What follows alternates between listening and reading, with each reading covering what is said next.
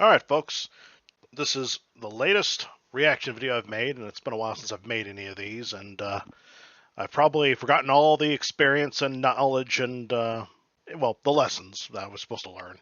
So forgive my crudity. Oh, dear, I'm tripping over my tongue today, as always. Pardon the crudity of my reactions. Alright, this is PikmonWolf's why this is the dumbest section of Mass Effect 2, and, well, you can tell from the thumbnail, as everyone else can, this is definitely the area where you play as Joker for a brief moment. Let's go on, and let's see if I can find the areas where I disagree or super agree. But let's go on. Spoiler warning for Mass Effect 2, but not 1 or 3. Also, I have something cool to announce at the end of the video. Man, I really am enjoying this game. I sure do hope it doesn't pull a nonsensical contrived section out its... That is one rough-looking... I don't know if I can say the word on YouTube. But speaking of which, please hit the like button, and please go to the original video that I'll provide a link for down in the description below. The video is 2 years old on his end, but it's still entertaining and definitely up to date. And, yeah, so... Give him your love is basically what I was trying to say, but in a longer-winded way. Anyway. Yeah, this part's pretty dumb. And for a pivotal story moment in what is popularly considered the best game in the series, this is a shockingly uncontroversial take. First, I'll start with a quick summary of the event, since it's paced so poorly that you may have forgotten the specifics. You need to acquire a Reaper IFF, Identify Friend Foe, and integrate it into the Normandy to be able to reach the lair of the main villains of the game, the Collectors. Once you've acquired this IFF, the game starts a hidden timer until it forcibly starts the section where the crew of your ship, minus Joker and the squad mates, are abducted by the Collectors. It's revealed that the IFF had an advanced virus, which disabled the ship's thrusters and transmitted its location to make it an easy target. Joker saves himself and the Normandy by removing all restrictions on the ship's artificial intelligence, EDI, and manually restarting the thrusters. This allows EDI to vent the Collectors into space and fly the ship to safety. However, the crew is still kidnapped. You rescue them in the final mission where you finally assault the Collector base. Depending on how many missions you've done between the abduction and assaulting the base, you'll lose none of the crew, half the crew, or everybody but Dr. Chakwas. And spoiler alert, this is obviously footage from the Legendary Edition, not because of the sharper graphics, because I really couldn't tell the difference, at least not in this video, but the unfortunate replacement of Kelly's hair. Kelly has a very cute hairstyle in the original Mass Effect 2, but the Legendary Edition replaces it with the awful, super awful hairstyle that she is infamous for in the third game.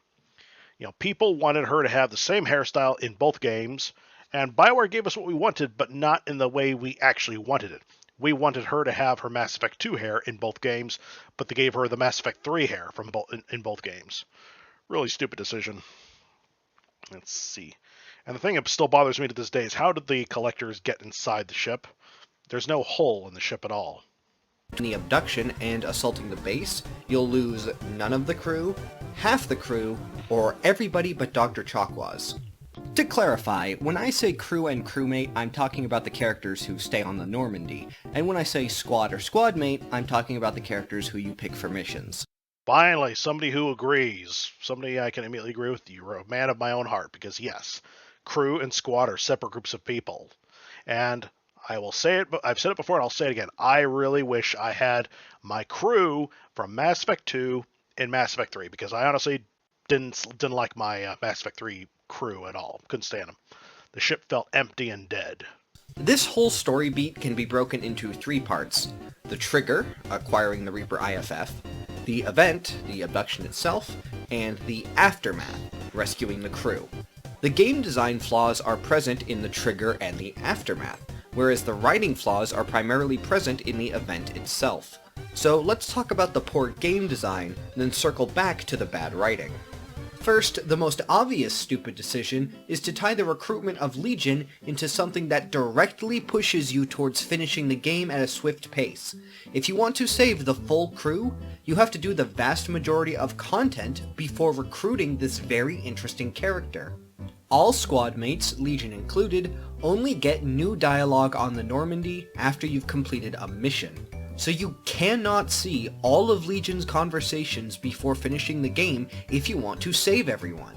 Yeah, if you want the perfect ending to this game, you basically have to sacrifice 90% of all the dialogue that Legion has to say. It's a huge shame, but thankfully there's, I think, a mod that allows you to rescue, well, not rescue, but to somehow get him much earlier on. And I absolutely love the way those folds act like makeshift eyebrows on him.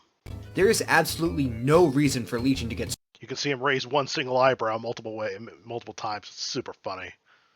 He reminds me when he gets angry with you and raises both of them up simultaneously, the word that comes to my mind immediately is cockatoo. Those big parrots with the giant crest on their heads. For to get screwed like this. They barely have anything to do with the Reaper IFF. It is an entirely arbitrary decision that is fucking stupid. Oh yeah, and one more thing.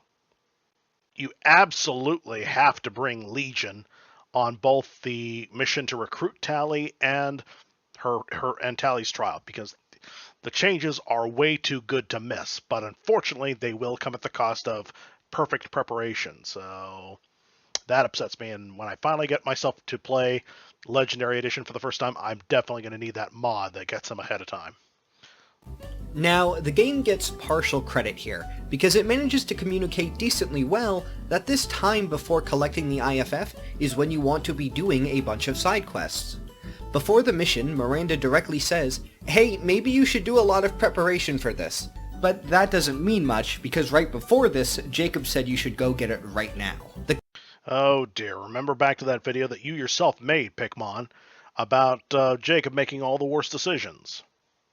I don't remember if you made a video about this or not. I don't think you did, but about Miranda's armor. This is nothing to do with the video, but in my honest opinion, one of the changes that Mass Effect 3 should have shown, but they were too lazy or unthoughtful to do, in order to keep Miranda alive from the Space Ninja, you have to do three things, and one of them is to quote-unquote warn her so that she can give preparations to herself. What those preparations are, we never find out, and she still wears the white cat suit regardless of what your choice. Personally, I think if you don't warn her, she should wear the white cat suit and, of course, be wounded from his sword. But if you do warn her and she prepares herself, she wears this armor when you finally meet her again on Horizon. Just my honest opinion. Personally, though, I think Miranda would have been better if she was on the ship the entire time. We could have helped her, and we could have destroyed Cerberus much sooner. This. But that doesn't mean much, because right before this, Jacob said you should go get it right now. The clever thing is that up until this point, every story mission has been something that the game starts automatically without warning. This can be straight up disruptive at times, so when the game finally gives you a chance to start a mission at your own leisure, you naturally see it as a good time to get a bunch of other stuff done, without fear of the elusive man calling you up and bossing you around. So I will absolutely praise the clever use of force starting earlier missions to incentivize you to delay starting this one. Good game design. I still say that I wish Cerberus overall, Tim and all of Cerberus, remained an untrustworthy but reliable ally during the third game. Focus on destroying the Reapers during the third game. And then for Mass Effect 4, yes, I said 4, not 5, as people who think of Andromeda as the fourth game. I refuse to see Andromeda as the fourth game. But yeah, Cerberus, if the betrayal was forethought from the beginning, which I don't think so because it has a different team of writers, I do believe Mass Effect 4 should have been the war against Cerberus. And here's where the design gets really bad. When the other automatic missions trigger, they don't let you access the galaxy map. You're told to go to the comm room, and there you interact with the message terminal, which in turn triggers the mission. You're not going to do this by accident. And Mass Effect 2, I will say it again after a million times and still more. Mass Effect 2 has a much better ship design than the third game. Not only is the third game a mess, but half of the upper deck is completely wasted. There's nothing, it's empty space. Nothing done with it. I don't want any inch of my ship to go to waste. Yes, I think of it as my ship. I stole this ship from Cerberus and it's mine. It's not Alliance property. So it kind of pisses me off when I see Alliance colors on it. F the Alliance. They screwed me over much more than Cerberus did. In turn triggers the mission. You're not going to do this by accident. However, the crew abduction does not work that way. Instead, the second you interact with the galaxy map, it starts instantly. Now, at first this sounds like it makes sense. The galaxy map is where you pick your missions. If you're opening it, it means you want to leave the Normandy to go on one. So that means when you open the galaxy map, you're ready to leave the ship. Except it doesn't. The way that upgrading your gear works in Mass Effect 2 is that you first find upgrade data, then spend resources to fully research and acquire the upgrade. The data is found in missions, but the resources are primarily found through planet scanning. And that reminds me, one last thing. Could everyone who's still listening, please type down in the comment section below an urgent message to my little brother, Hipshot. Tell him to please, for the love of everything he holds dear, to play Mass Effect for the first time. He has never played Mass Effect before. He keeps shyly, bashfully turning away. It's hard to explain. What's the word I'm looking for? He keeps stalling in a humorous way, but it's getting old, and I want him to play this game. I want him to play this trilogy for the first time. So please help me, and I will show him your comments below. Thank you kindly. Activity you do from the galaxy map that does not take you off the Normandy. Upgrade. The data is found in missions, but the resources are primarily found through planet scanning, an activity you do from the galaxy map that does not take you off the Normandy. A good chunk of the time that you open the galaxy map, you're doing it to scan planets. This section just entirely assumes that if you're opening the map, you're leaving the ship, and that leads to really bad writing that I'll come back to later. So far, the game has actively set the precedent that using the galaxy map does not automatically trigger missions, because the other missions that start automatically don't trigger when you interact with the galaxy map. Now, all of this could be petty nitpicking. The abduction does not interrupt squadmate conversation progression, and you can get right back to planet scanning afterwards. Whether or not the crew is on board actually has very little impact on the things you'd likely want to do on the Normandy between missions. But things get weird because of Legion. The abduction scene triggers when you have no loyalty missions left to do, or once you've completed 2 missions after collecting the IFF. There are very specific exceptions to this. You can do more than 2 missions, or once you've completed 2 missions, or once you've very little impact on the things you'd likely want to do on the Normandy between missions. But things get weird because of Legion. The abduction scene triggers when you have no loyalty missions left to do, or once you've completed 2 missions after collecting the IFF. Okay, but it's still going to be after completing the IFF. Okay, so never mind. I forgot about the second way to trigger the event. There are very specific exceptions to this. You can do more than 2 missions if you can do them consecutively without returning to the Normandy, but generally, it starts after 2 missions or once you have no loyalty. I never actually thought about that one, if they happen on the same planet. Yeah, never had that problem, though, before. 2 missions left. Yeah. Legion does not join your squad until you've reactivated them. This means that if you've done every other squadmate's loyalty mission while Legion is not yet activated, you have done every squadmate's loyalty mission. So because technically you do not have any squadmates with loyalty missions remaining, interacting with the galaxy map before activating Legion will instantly trigger the abduction. You know what this causes? It causes people to get the crew abducted before they activate Legion because the abduction scene is so absurdly trigger happy. And this isn't some technically possible but unlikely hypothetical situation. This is actually what happened to me on my first playthrough. It's a wonder that they don't walk away with Legion's body, and probably Grunt's body as well if you left him in the tank. This means you get Legion's loyalty mission after everyone else is abducted. So if you want them loyal, you have to do their mission post-abduction and let some of your crew get killed. And loyalty is vital. You assign squadmates certain tasks during the final mission, and with only one exception, they will fail if they're not loyal, which will get them or another character killed. There's also this last part that's way too complicated to get into the math of, but basically, loyalty equal do good, die less. Very exception, they will fail if This part has always puzzled me. The part about the biotic bubble. If the other squad mate is, well, a biotic, why can't he or she, raise the bubble themselves, raise up a second bubble? I mean, they're near the finish line. So even if you're only a half biotic, you should still be able to put up a bubble long enough for you all to escape. So it's BS. they're not loyal, which will get them or another character killed. There's also this last part that's way too complicated to get into the math of, but basically, loyalty equal do good, die less. Very important. Yeah, that cutscene, someone always dies in the background, and yet they're always perfectly alive later on. It's weird. Exception, they will fail if they're not loyal, which will get them or another character killed. There's also See, like, who that looks like that's Jacob, I think. this last part that's way too complicated to get into the Or no, it's Legion. It's either Jacob or Legion. I couldn't tell, it was too fast. math of, but basically, loyalty equal do good, die less. Very important. The decision to give you Legion in this way forces you to decide between getting to know the character or saving your full crew from death, which is stupid. For more info on how this negatively impacts Legion, you should check out this video. So now let's jump ahead and look at the bad gameplay design of the Aftermath. If you start the final mission immediately after the crew is kidnapped, you save all of them, no casualties.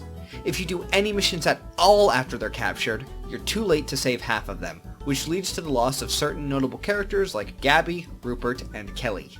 If you do more than 3 missions, It breaks my heart to this day that Rupert and Hawthorne and several other Cerberus characters whose names I remembered, I liked interacting with, or at least listening to, they all die. Even with a mod, if you install the Kelly Returns mod for the third game, she'll explain to you that Tim sent out a message asking everyone to come back for an important briefing, or an important debriefing, but she and a couple of others had a suspicion and they didn't go. The rest disappeared and were never seen again. So, unfortunately, poor Rupert out there, my favorite cook janitor, or janitor cook, or whatever he is. He was probably one of the Cerberus goons I gunned down. Very sad. every single person on the ship's crew is killed with the exception of Dr. Chakwas as the sole survivor. It's insanely important that the game Hold on, I hate it when they do little messages like that so fast. every single I thought Chakwas would die as... Oh, wait, that's only if you send her back with no companion, no protection. Because that's why Chloe Michelle is now an option to take in the third game. person on the ship's crew is killed with the exception of Dr. Chakwas as the You have a couple of random unnamed. I thought unnamed has 2 ends. Oh well. Unnamed colonists, but the crew's all gone. sole survivor. And wait, colonists? I never knew we could save any colonists at all. Weird. It's insanely important that the game properly communicates to the player that doing missions at this point will lead to crew deaths. It does not need to say this directly and put a big old timer on the screen, but it's important that the lesson the player receives even subconsciously is that time matters. It may seem obvious that the player should rescue them as soon as possible, but the standard for video games as a whole is that unless something is visibly timed, the player can take as long as they want. There are so many open world games with a ton of side content you're meant to explore, but a main story with a sense of narrative urgency that does not actually matter.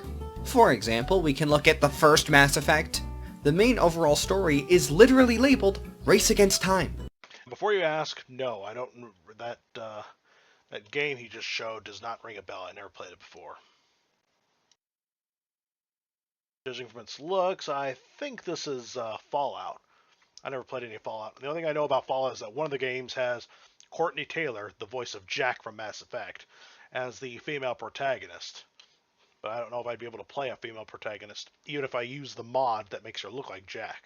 You're meant to explore, but a main story with a sense of narrative urgency that does not actually matter.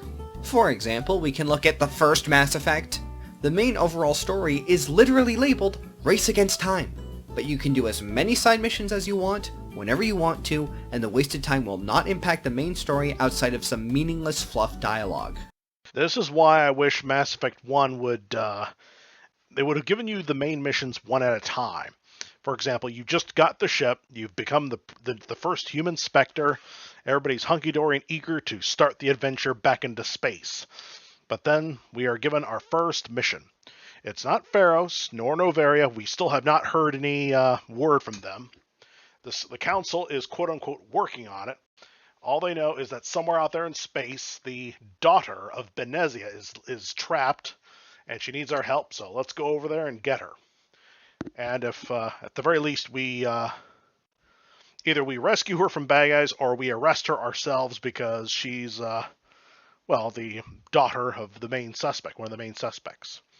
And then after we rescue her, then we are given the next mission, either Novaria or Pharos. And they are still, quote-unquote, looking for Saren. And, yeah, instead of giving us all of the top 3 or 4 main missions simultaneously. But rather than make sure the player unlearn this lesson that they were taught by And hold on a split second. I just see something. Sorry about the having against time.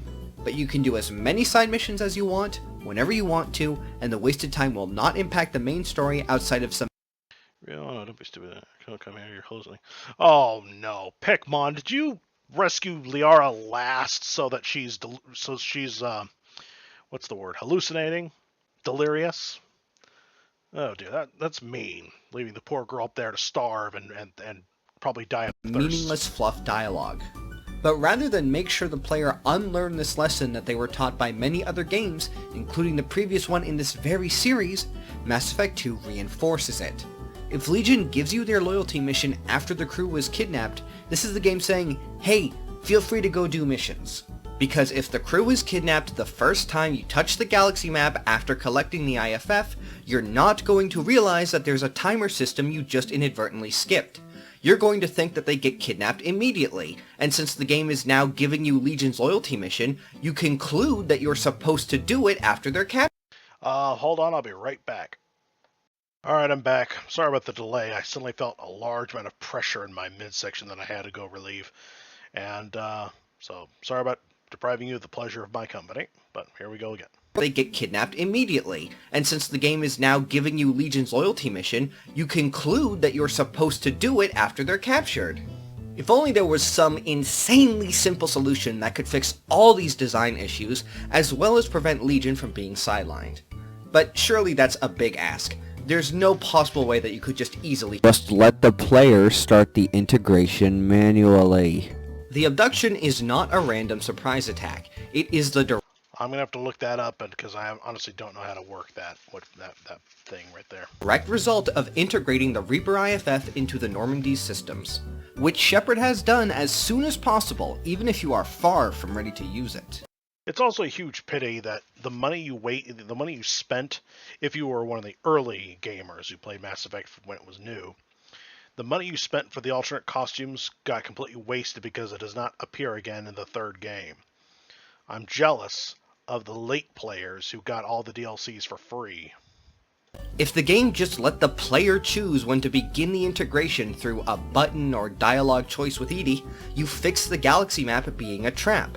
You fix the game teaching you the exact wrong lesson. You fix Legion having their content pushed into the post-game. You fix it all! But they valued a surprise over anything that actually makes sense, not just from a Hold on.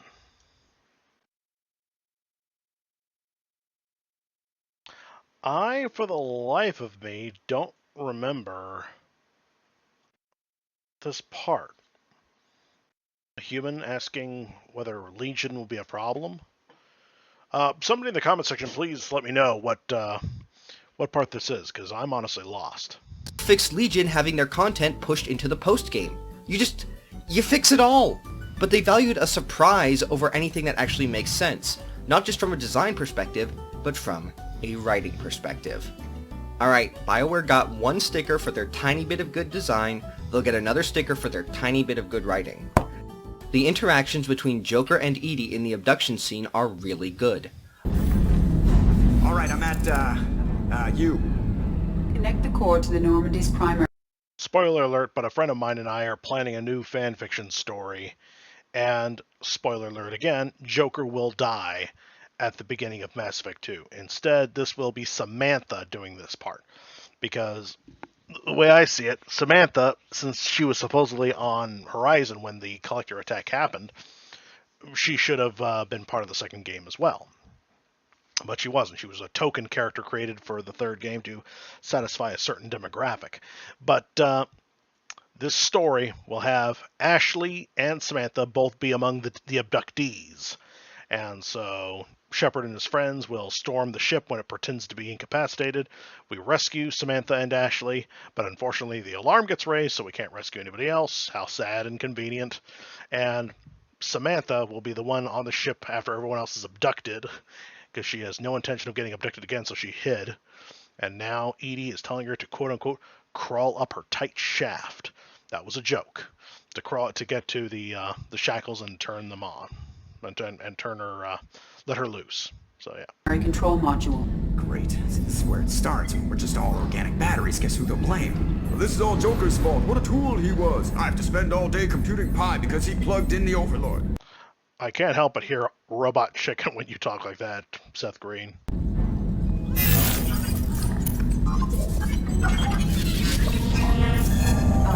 I have access to the defensive systems. Thank you, Mr. Moreau. Now you must reactivate the primary drive in engineering. You want me to go crawling through the ducts again? I enjoy the sight of humans on their knees. That is a joke. Right. One of Joker's main character traits is that he cracks jokes in intense situations, so him making all these snarky comments is perfectly in character and actually shows something important about him. Up until this point, Joker's a smartass primarily when it's Shepard in danger. If Joker was fully serious during this abduction scene, it would mean that he makes light of moments when other people are in danger, but not himself. It would make him hypocritical. This makes it clear that it's just a universal response of his to high-stress situations. That is good, because I can't stand hypocrisy myself. So yeah, even though technically we're all hypocrites, some of us are ashamed of our hypocrisy, others flaunt it and are proud of it, and I can't stand those ones. And it makes sense that Edie, whose personality has been shaped primarily through her interactions with Joker, would snark back in response. Good dialogue here. This is the last nice thing I have to say to you in this video, BioWare. It'll probably be easiest if I just walk us through this whole section and call out the stupid writing as we go. Let's start with the excuse to get Shepard and her squad mates off the ship. Because if the squad were there, they'd either successfully fend off the Collectors and nobody would be captured, or they'd fail and everyone would be captured. So the game is desperate for a reason to put them all aside. And it's not a case of a contrived or poorly thought out excuse, really. It's a case of there barely being one at all. So as I said, a good chunk of the time that you open the galaxy map, it's to do something that does not take you off the Normandy. But when triggering the abduction, the game completely assumes you opened it for the specific purpose of going on a mission. Hey, Commander, good news. Looks like the Reaper IFF is finally hooked up and ready to go. That is not entirely accurate, Mr. Moreau. The device is powered, but it is causing some unusual instability in other systems. I recommend a more thorough analysis before we attempt to use it. We can't put our mission on hold forever. How long will this take? Full scan? Who knows with this thing? Maybe you better take the shuttle for this mission. I'll make sure we're up and running when you get back. Commander, Miranda, I've already notified the team. We'll meet you on the shuttle. Once we're closer to our destination, you can decide who to take with you. I'll meet you at the shuttle then. Joker, the ship is yours. Aye, aye, Commander. Then boom, your entire squad is immediately getting on the shuttle when you probably weren't even trying to leave the ship in the first place. Yeah, you have to rely on fan fiction to fix this giant problem. A friend of mine, formerly known as Archreaper N7, until he changed his name out of a mixture of dissatisfaction and the fact that there was an amateur corn writer who ripped off his name, he's now known as Red Centurion. But he created, in his fanfiction story, his grand epic, this was after, I think this was after, if I remember correctly, somebody created a false flag. It was probably the Collectors and the Shadow Broker working together. And somebody created a false flag, and Shepard and his whole team had to get down planet side. I don't remember which planet, but they had to get the whole team down planet side to take care of this problem that turned out it was all a trap. They spent a ton of time killing the giant Collector ambush that was laid out for them, and then they get back to the ship only to find that everyone has been taken except Joker. So at least that fixed that problem. Too bad the game couldn't think of anything like that. The time between you opening the galaxy map and getting on the shuttle is about 40 seconds. It just travels at this breakneck pace that leaves you confused at what's even happening. And even if you were opening the galaxy map with the specific intention of leaving the Normandy, the scene is still very odd and confusing. In Mass Effect 1, you will generally look in your journal, decide the cluster and system you're going to, then open the galaxy map and fly there. But in Mass Effect 2, they made the journal nearly irrelevant. When you open the galaxy map, it just shows you the exact location of every mission you can do. That means you rarely open the galaxy map with a plan in mind. Instead, you generally open it to see what you want to do next. So even if you want to do a mission, the way this whole scene is written just leaves you confused because everyone just references a vague next mission without any indication of what it's actually talking about. And when you get back, the mission you were supposedly on is literally never brought up. There's not even the slightest effort to make it seem like you were doing something, rather than just sitting off screen waiting for the abduction to finish. There are only 2 missions in the trilogy that involve every single squad mate at once, the Collector Base and the Citadel Archives. I absolutely hate that Citadel Archives mission.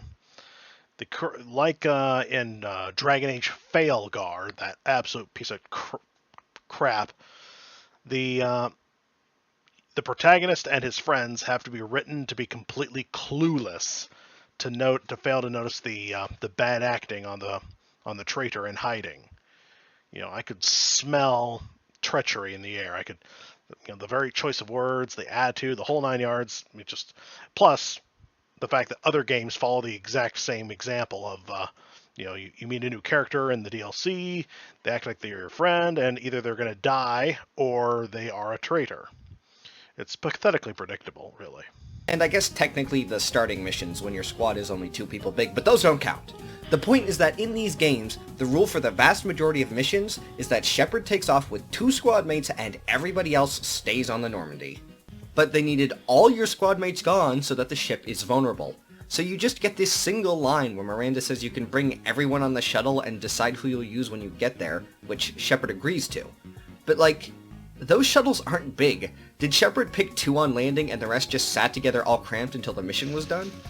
And to reiterate, this mission is one that's supposed to be important enough that it cannot wait until the IFF installation is done, and so risky that you need to bring everybody with you just in case you need somebody specific, while also being so mundane that it doesn't need to be discussed at all before you go on it or once you get back. Would it have been so hard to just say they're doing something rather than giving us literally 0 information? There's also this point, which is definitely a nitpick, but it's kind of funny. The abduction occurs wherever the Normandy was when it finished its last mission before you trigger the scene. So if the last thing you did was Thane or Garrus' loyalty mission, the crew gets abducted right outside the Citadel. Heart of the galactic community and one of the most defended places in the galaxy. I don't think that it's ever happened to me before, but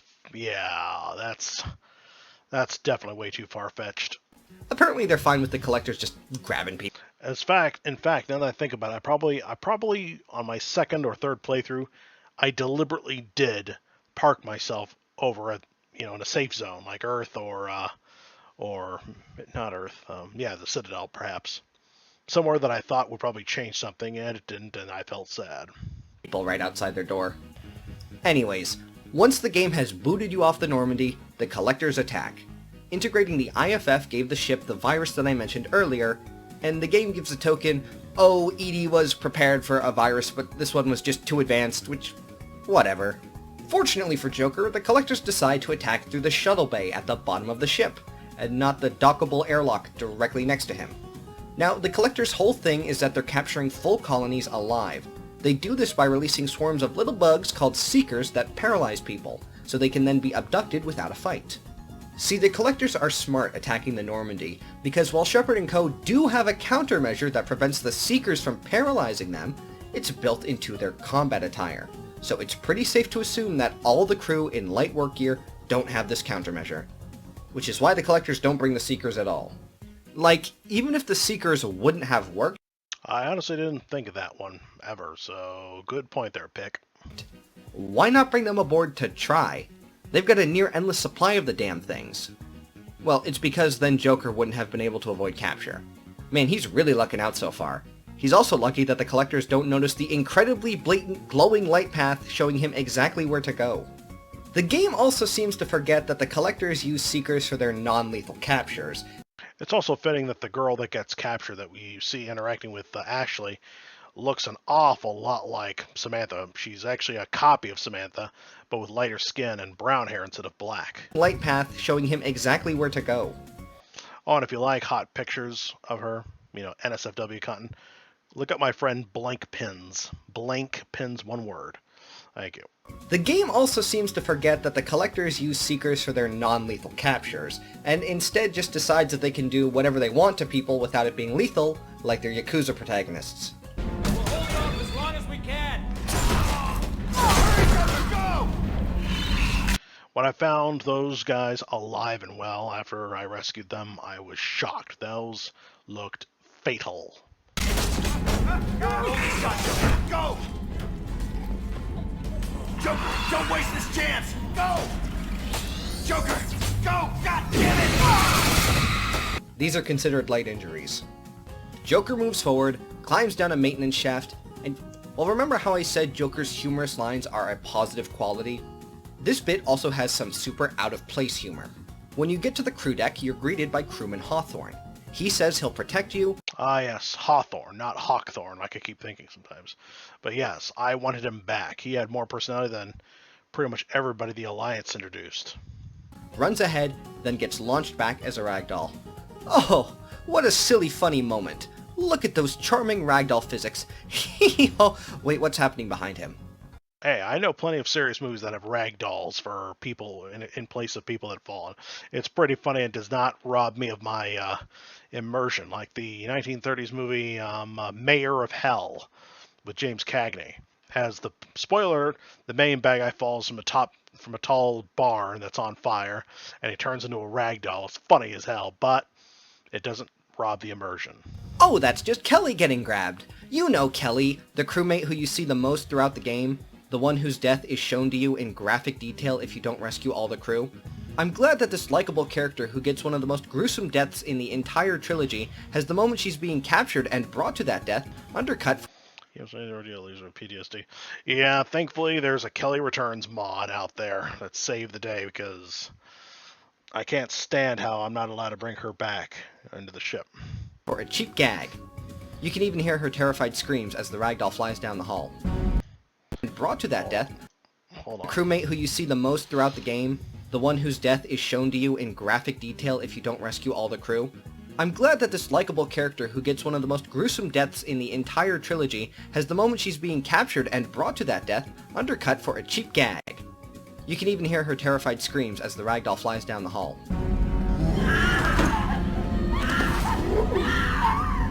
Joker continues forward and removes all restrictions from Edie. This moment is honestly so out of place in that it's genuinely good.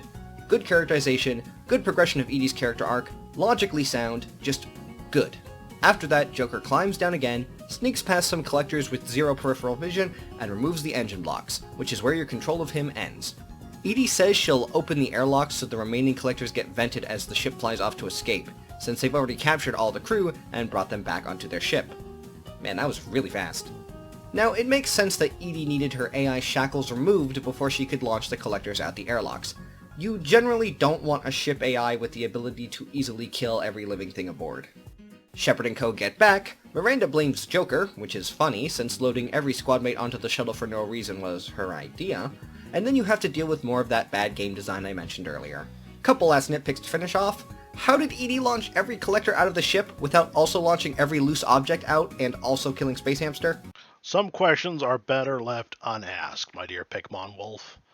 It's famous words of Popeye in the movie Blood In, Blood Out. Check it out. It's a pretty good film. How did the collectors get between the ships? There's no docking tubes connecting them? That one has bothered me since the very beginning, and of course, near the beginning of this video, I mentioned it already. Where did they get aboard? It doesn't make any sense.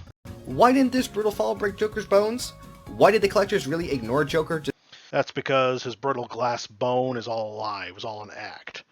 And thankfully his lies catch up with him and he dies in the beginning of my Mass Effect 2, and EDI is our one and only pilot. There's no docking tubes connecting them? Why didn't this brutal fall break Joker's bones? Why did the collectors really ignore Joker despite absolutely seeing him multiple times? This whole sequence is dumb. Like, this is Kai Lang tier stupid. Normally I end these videos with the ways I would fix the flaws, but it's kind of frustrating, because this section is on both ends of the how easy is it to fix spectrum. The gameplay can be fixed by just changing it from an automatic to a manual trigger. You can literally do that yourself if you use a save editor. But the writing is so bad that it's basically beyond salvaging. I say trash everything but that genuinely good scene in the AI core, and redo the rest from scratch. Just write it better. That's not helpful advice, but the bar is really low here. So, that announcement. I've set up a Patreon. I'm starting off rather basic. I'll be putting credits in my videos to shout out patrons. But I've got a good few benefits coming down the line, so if it doesn't currently interest you, check back again in the future. I love making videos, and the support and kind comments from so many of you mean the world to me. To be able to do it as a proper career would be amazing. And even if you don't sign up as a patron, thanks for watching. I really do hope that information is not outdated, but for his sake, I hope it's not outdated. But please, for my sake, and for his, for more my sake, please hit the like button on both my video and his video. We both need the support. My channel is basically a seedling that grew up a little bit fast, but now is starting to die because the giant trees, YouTube is blocking the sunlight that my seedling badly needs to grow. That's also acting as a big umbrella. The leaves of the giant tree above are acting as a big umbrella, preventing the rainwater from feeding me. So please hit the like button and share and help a fellow human being out, please. Thank you much, and y'all have a good day.